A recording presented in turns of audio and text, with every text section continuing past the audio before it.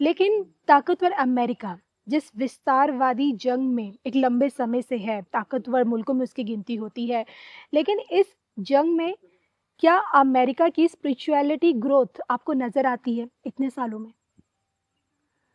क्योंकि हिंदू मंदिर तो अमेरिकी धरती पर भी बहुत है। देखिए, आप फिर वही बात कह रहे हैं। एक आदमी को अचानक से उसके अंदर से हृदय उसका काम करना बंद कर दे हम्म। और वो व्यक्ति मर जाता है। जी। अब आप ये कहिए कि ये वो खड़ा क्यों नहीं हो रहा है?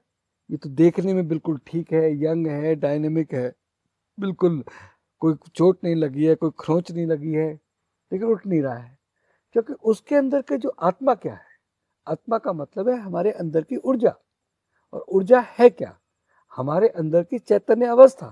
तो ओके। अमेरिका के पास तो चैतन्य अवस्था भी नहीं है, हम्म। आत्म ऊर्जा भी नहीं है, उनके पास दिल ही नहीं है, उनके पास इमोशंस ही नहीं है। दे तो रूड प्रोफेशनल, वो तो दिमाग से जीते हैं। ओके। तो जहाँ स्पिरिचुअलिटी का मतलब क्या है? Spirit and actual. स्पिरिट क्या है? और कॉन्सियसनेस, ऊर्जा। हम कहते हैं, चलिए हमें विज्ञान की भाषा में बात करते हैं, तो इलेक्ट्रॉन प्रोटॉन जब आपस में टकराते हैं तो गॉड पार्टिकल्स निकलते हैं।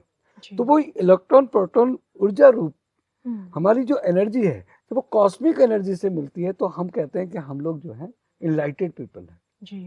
कारण हमने अपनी ऊर्जा को लयबद्ध तरीके से अपने आप को विस्तार दे दिया और वो ऊर्जा हमारी कॉस्मिक एनर्जी के साथ मिल गई। एक बात तो आपको ये समझनी है।